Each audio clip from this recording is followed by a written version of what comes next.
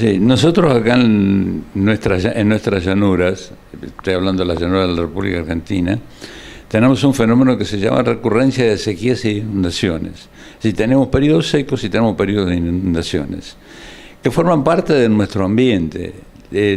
La evolución de los ambientes está vinculada con la historia ambiental, es decir, cuál es su historia geográfica o geológica, las montañas que tuvo, las erupciones que hubo, los distintos movimientos de suelo que hubo, más el cambio de los vientos y de las temperaturas en función de ese tipo de erupciones o de ese tipo de crecimientos. Una cosa es estar detrás de una montaña y a favor del viento o en contra del viento, eso lo sabe cualquiera.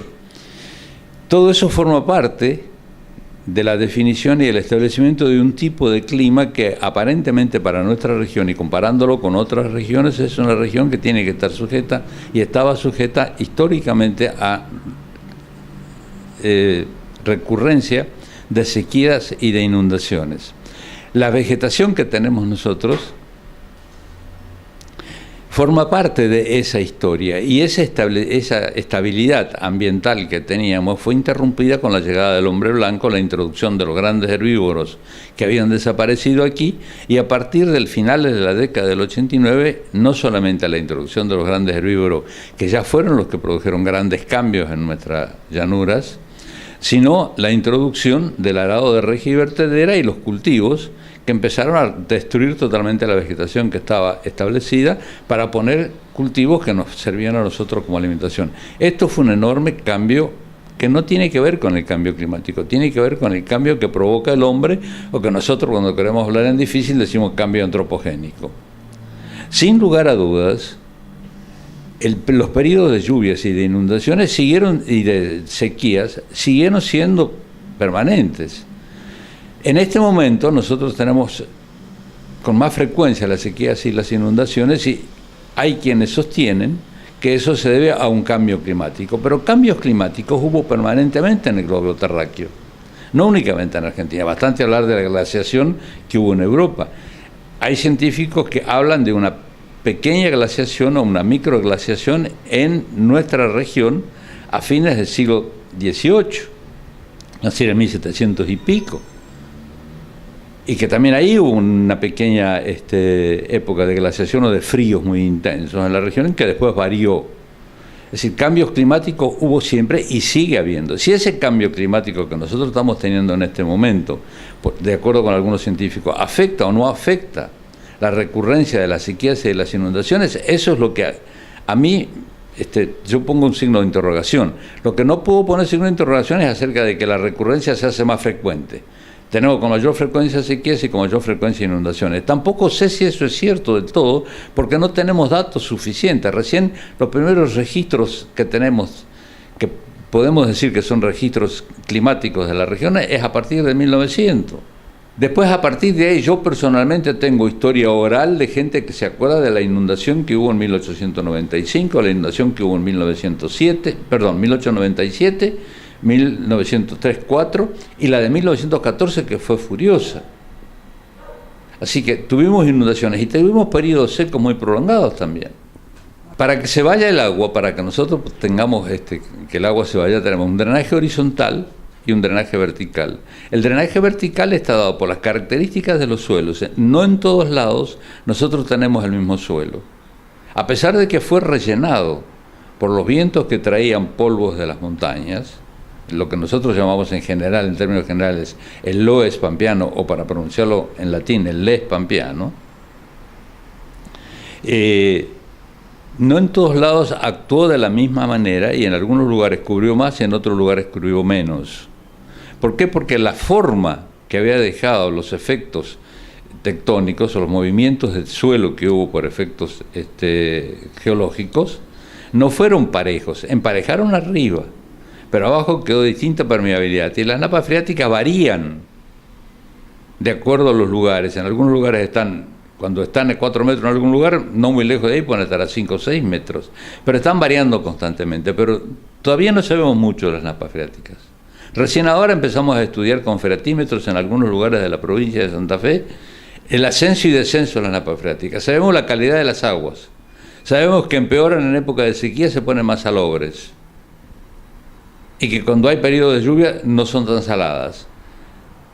Pero personalmente tengo experiencia de que las napas freáticas estaban a flor de tierra, y yo sacaba agua con un jarrito, con la mano, cuando era un chico, en Colonia Montefiore, departamento 9 de Julio, en el año 1946, que estábamos dentro de un periodo seco.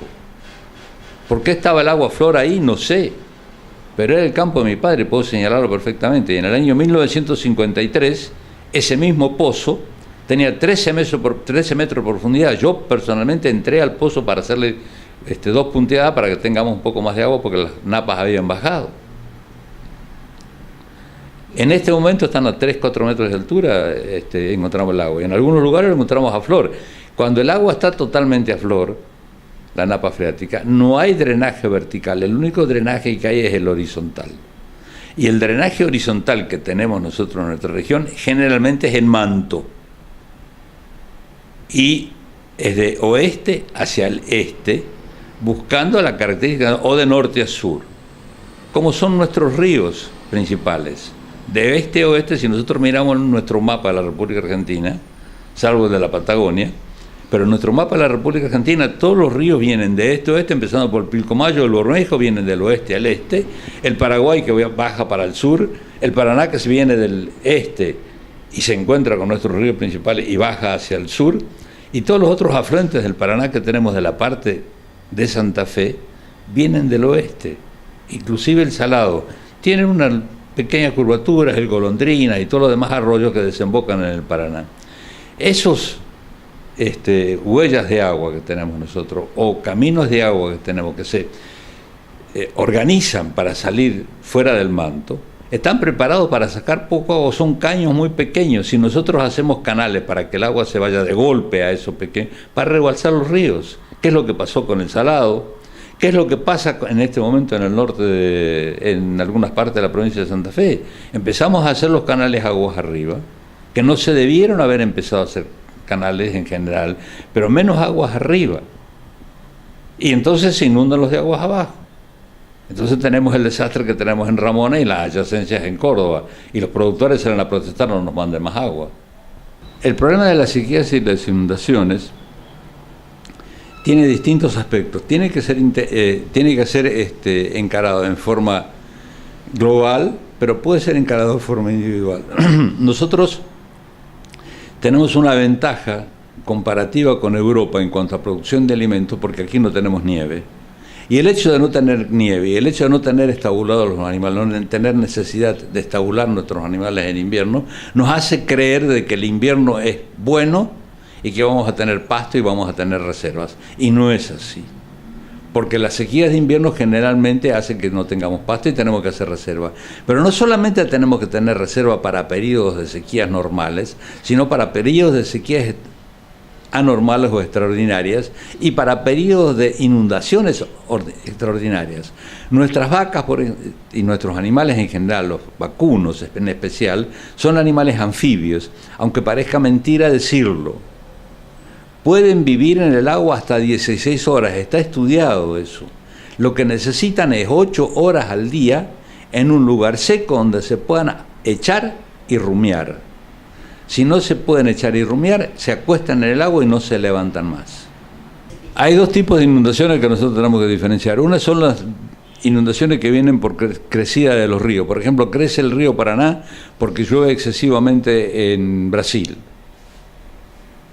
Esa es una crecida que nosotros no podemos evitar. Acá puede estar en sequía, pero todas las adyacencias, si hemos construido algo o hemos cultivado algo en los valles de inundación del río, seguramente vamos a tener problemas.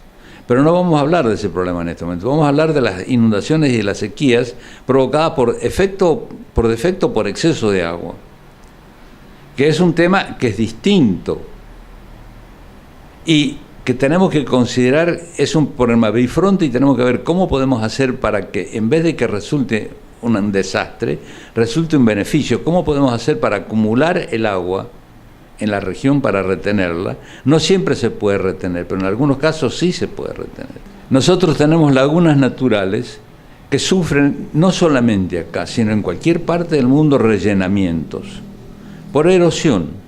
Cuanto más desnudo está el suelo que rodea las lagunas, Y cuando nosotros trabajamos nuestros suelos, dejamos nuestros suelos generalmente desnudos por un cierto periodo, tenemos problemas de arrastre de material. Yo puedo citar, por ejemplo, el caso de la laguna La Verde en el norte de Santa Fe. Era una laguna que tenía 900 hectáreas y que en el año 1960 tenía 9 metros de profundidad. En este momento tiene escasos 2 metros de profundidad y tiene escasos 200 hectáreas, 300 hectáreas. Inclusive se había tratado de hacer una zona de turismo en la región, o mini turismo regional. Había gente que había construido cabañas, había gente que tenía barquitos y que se navegaba ahí. Los lagos y las lagunas y los humedales son los pulmones reguladores de un sistema, de una región.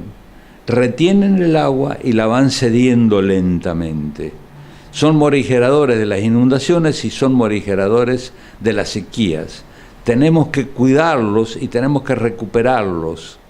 Nuestra provincia está llena de lagunas, algunas que son una preciosura como la Laguna de Cristal. Desde el punto de vista turístico, muy poco explotada inclusive. Nuestra laguna de acá de Melincué, la laguna La Picasa. ¿Qué hicimos con la laguna La Picasa? Teníamos 4 metros de agua, 5 metros de agua en todos los campos de la región. ¿Por qué? Porque la laguna no tenía capacidad de absorción y se hicieron canales aguas arriba y venía el agua de Córdoba. Tenemos que cuidar nuestras lagunas y tenemos que cuidar nuestras aguas y tenemos que aprender a vivir. Hay algunas cosas, tenemos que aprender a vivir en este sistema. Hay algunas cosas que vale la pena mencionar. Ciertas actividades tienen que ver con lo público o lo estatal. Hay ciertas actividades que tienen que ver con lo individual. Un productor que vive en una región que se inunda o que tiene posibilidad de inundarse, que no tenga una altura donde las vacas puedan dormir, si se le inunda el campo, cuando se le inunda el campo se va a tener que ir con las vacas. Si hace exclusivamente una sola actividad, siembra nada más que soja, y se inunda el campo, se va a quedar sin soja. Porque no hay canal que le pueda sacar por más diseño que le hagan. Cuando yo le decía la capacidad de diseño de los canales, es la capacidad de sacar el agua en cuánto tiempo. Si yo tengo un campo que se me inunda y se me inunda con 4 días o 5 días, la soja no aguanta. Se muere la soja, aunque se vaya después el agua. Entonces tenemos que tener eso, cuidado, diversificar nuestra producción. Lo que dice cualquier persona medianamente sensata, inclusive lo dice en el campo, no pongas todos los huevos en la misma canasta. O aquel que es timbero le dice, no le jugues toda la plata a las patas de un solo caballo. Sino que diversificate, tener distintas producciones y distintas alternativas para poder sobrevivir frente a situaciones que no son las más apropiadas para sobrevivir. Ese es el primer punto. Segundo punto, existen problemas que son de carácter público. Nuestros canales, la mayor parte de nuestros canales hechos por los comités de cuenca, que tenemos una ley de comité de cuenca que voy a referirme después a esa ley y cómo deberíamos reformarla, mi sugerencia. Nuestros canales están hechos todos en forma prismática, utilizando retroexcavadoras. Pero cuando se van las máquinas que hacen el trabajo, no tenemos en la región, en cada uno de los lugares, retroexcavadoras que hagan el mantenimiento y un canal que deja de funcionar por 6 meses o un año, se llena de pasto. Y si pasan 2 o 3 años se llena de arbustos. Es como si no existiera. Es como si no existiera. El agua queda retenida en el canal, no puede circular.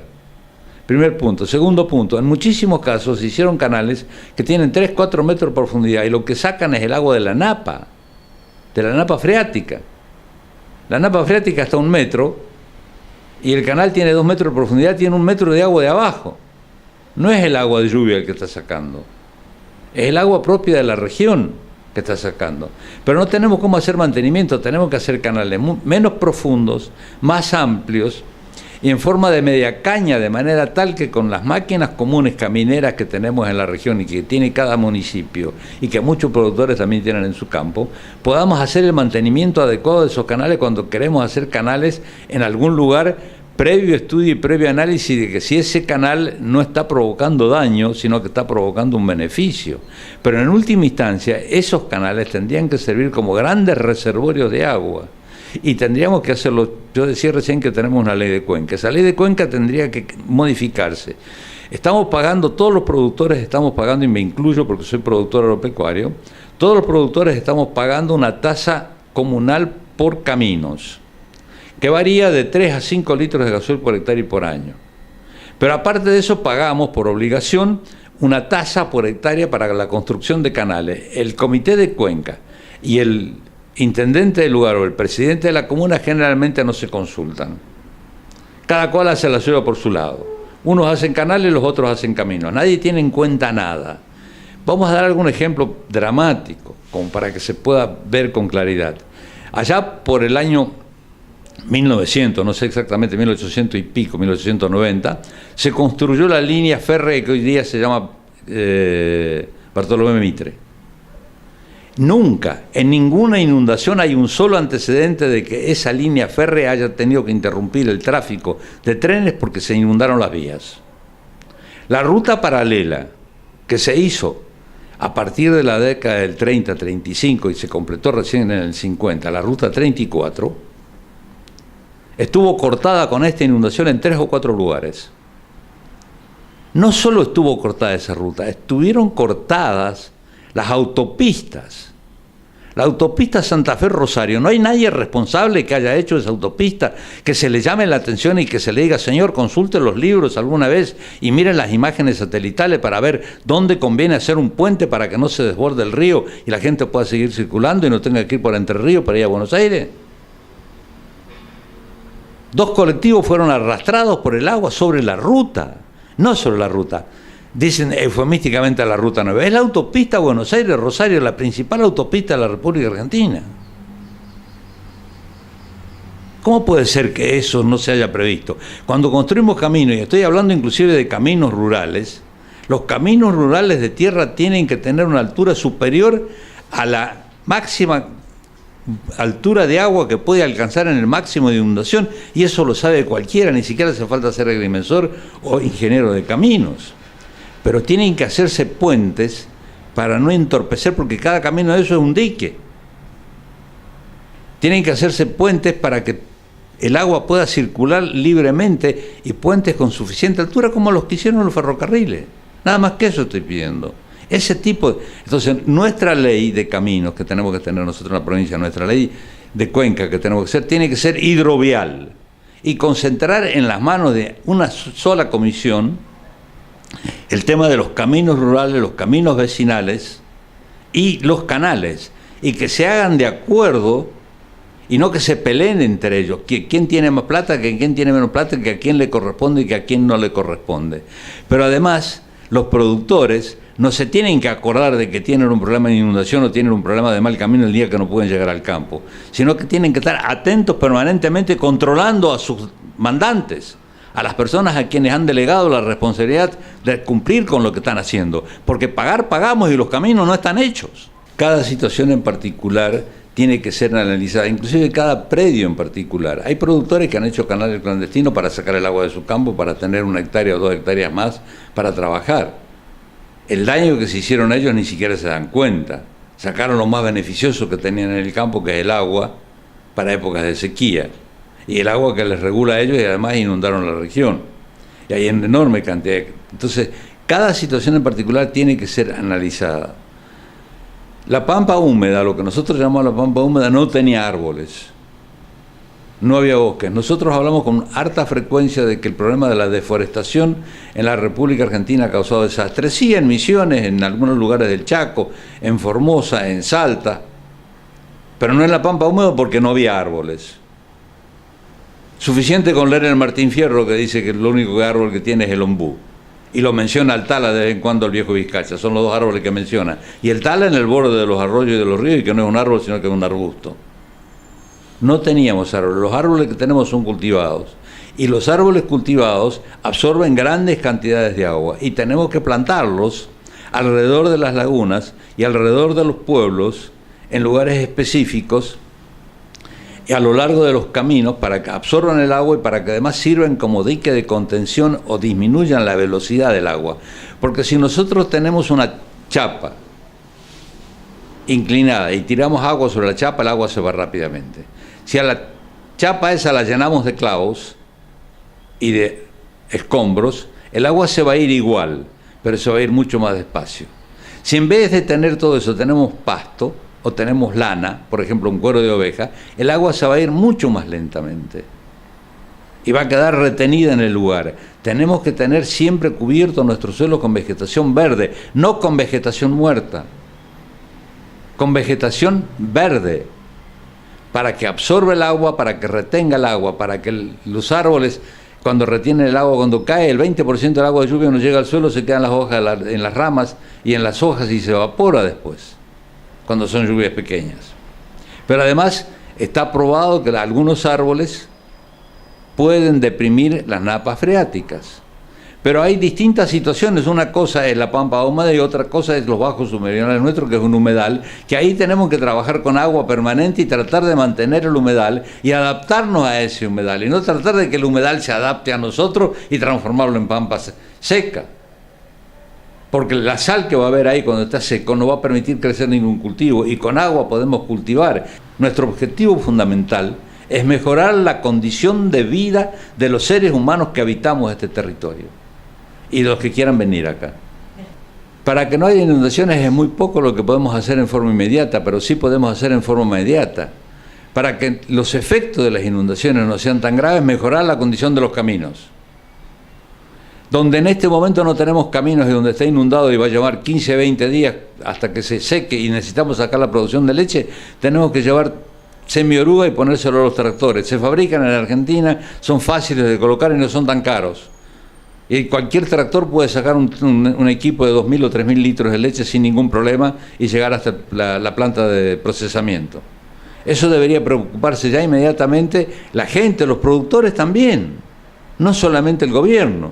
Porque nosotros nos acordamos del gobierno cuando nos va mal, pero cuando no nos va bien no nos acordamos del gobierno. Nos acordamos si nos vienen a cobrar impuestos y nos enojamos. Pero si tenemos una bruta cosecha, ¿qué hacemos? Compramos una 4x4 y una casa en el pueblo. No critico, eso está muy bien. Pero ahí no nos acordamos de decirle al gobierno, mirá, me fue bien, vení, te doy un poco de plata. La legislación por sí sola no funciona. Tenemos leyes para todo. Tenemos leyes en contra de la droga y tenemos drogadictos. Si no vamos paralelo con una educación, y la educación tiene que empezar por arriba y por abajo, simultáneamente, empezando por educar a los que tienen que hacer las cosas. Perdón, a los ingenieros que hacen los caminos, decirles, señores, queremos que hagan caminos que no se inunden. No me importa si son de barro o de lo que sea, que no se inunden, que no tengan agua. Y queremos que no sirvan como diques de contención al libre escurrimiento de las aguas. Vivimos en una región donde estamos sujetos a alternancias de sequías y de inundaciones, y de la misma manera que en Europa la gente tiene guardado heno adentro de los eniles para darle de comer a sus vacas en los establos en invierno, nosotros si tenemos vacas tenemos que tener reserva forrajera suficiente para darle comer. Pero en este momento no le puedo decir esto. En este momento tengo que decirle, ¿de dónde saco comida? Y bueno, compremos caña de azúcar y démosle de comer caña de azúcar. Y después empecemos a educarlos y decirles, señores, cómo tenemos que hacer reserva forrajera y qué tipo de forraje podemos cultivar en los distintos lugares. Porque vuelvo a decir, cada situación merece un análisis distinto y merece un tratamiento distinto. Como dicen los médicos, no existen enfermedades, existen enfermos.